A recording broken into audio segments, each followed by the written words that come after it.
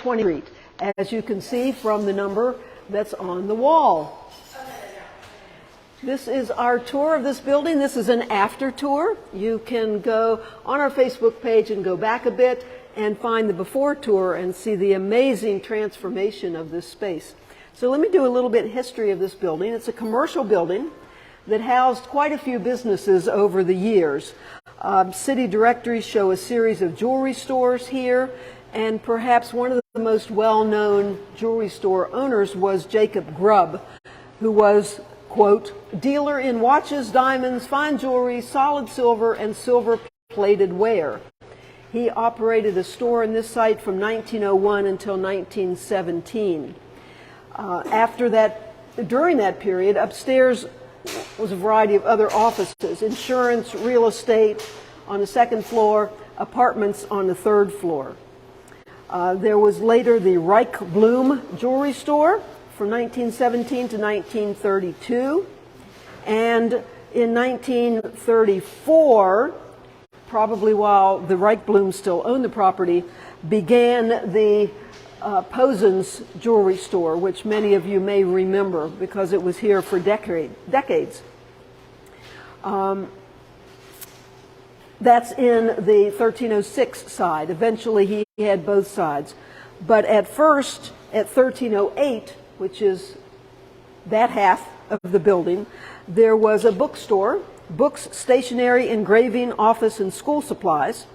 And upstairs was a variety of different types of businesses, real estate, insurance, a detective agency, a claim attorney, and so forth. Also, in the other half was a hat store and a clothing store. The original Kaufman's was actually there, not the Pittsburgh variety of Kaufman's, but the local one.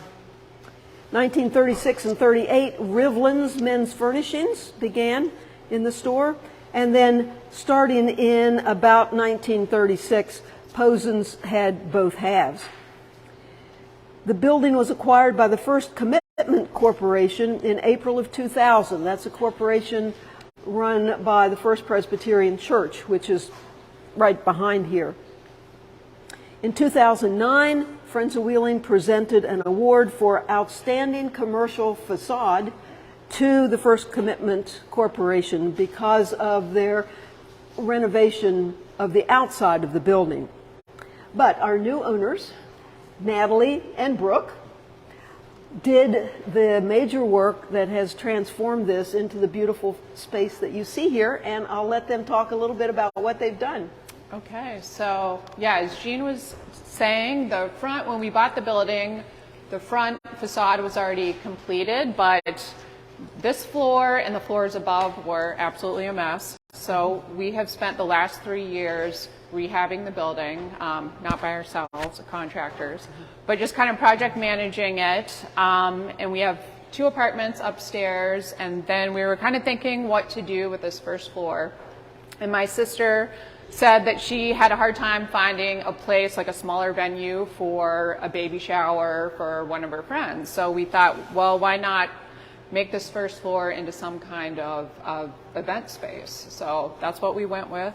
So we're finally just finishing up restaurants, just a bunch of different kind of events, wine tastings, just kind of use the space as much as we can and share it with the residents of Wheeling. So. And how would people contact you if they wanted to rent the space? We do have a Facebook page, 1306, and also our email address is 1306gatherhere@gmail.com, and our website is coming soon. So all right, good. This has been a project. And is there a phone number?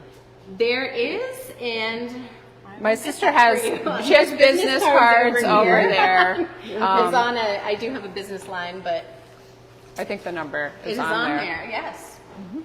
I do not know it. You probably don't call it. I don't. Show it to the camera. Okay. All right. The best way probably too, a lot of people have been emailing. We've been booking up for holiday parties already. Our first actual event is Saturday. We're hosting a bridal shower for 43 people. So we're excited about that. And the original baby shower, did you get done in time for that? No, No. this was years ago. I could have That made was- this too off a place in Cincinnati. I had actually never been to it, but I saw their Facebook page. It was just in, open meeting area, and we want it to feel like home. Our tagline is gather here, so we want everybody to feel comfortable. So we did the soft seating sections, the commercial kitchen, but it's made to look residential. Our Heston range, I think Adam is at 30,000 BTUs or something. 32,000 BTUs per burner. Yeah. Yeah. So it's the same range that Thomas Keller uses at the French Laundry, and all those restaurants actually. They're hand built. Okay, thank you, Chef Adam. Also, one interesting feature is the original safe, which is back here.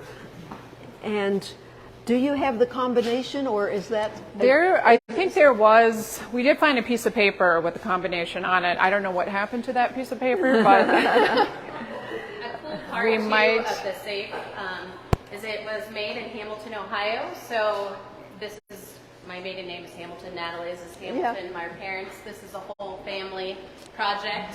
So it's kind of like it was meant to be.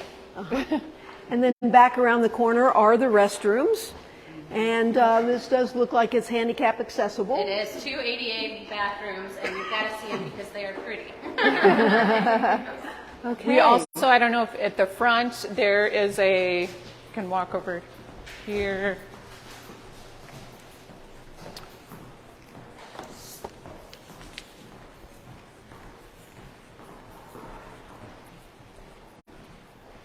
But this was given to us by Andy Hogan, and this came out of the Hess House, actually. So Oh. it is a Victorian, I think it was called A hall tree. hall tree, that's what it is. Hall tree, So- a place to put your hat and your Yeah. umbrella and all those kinds of things. And it's beautiful. And of course, it wouldn't fit in most houses these Yeah, days. yeah, he just had it somewhere buried with stuff and Yeah. asked if we wanted it, so. Oh, it's I was like, beautiful. sure. It's absolutely beautiful.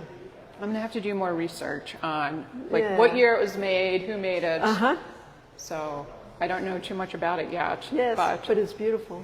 it's very pretty. All right. Well, we thank you. And again, this is a Friends Wheeling tour. And if you are interested in joining our group, you can send your information to this address and you'll get on our mailing list. We do have a couple of activities coming up.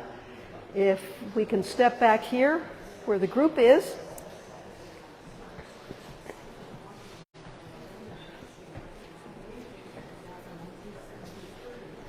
We do have a meeting scheduled for Monday, this coming Monday at 6:30 at the Ohio County Public Library. Those of you on our mailing list know that we are the owners of 722, 724 Main Street, which is an antebellum duplex, which was owned originally by the Hughes family. Now, Alfred Hughes was a doctor here in Wheeling who refused to sign the oath of allegiance. He was arrested and sent to Camp Chase, the Union prison camp in Columbus. He was there for about 7 months while his wife and 5 children were here in Wheeling. And they carried on quite an extensive written correspondence. One of the descendants of Alfred Hughes and I have located more than 100 letters between the two. And some other members of the family. So we'll be doing a talk about the Hughes family and some of the things that were in the letters, which were quite interesting during that time period. This was in 1862, so right near the beginning of the Civil War. So again, that's Monday at 6:30 at the Ohio County Public Library. Then on September 24th is our next Greenwood Cemetery tour.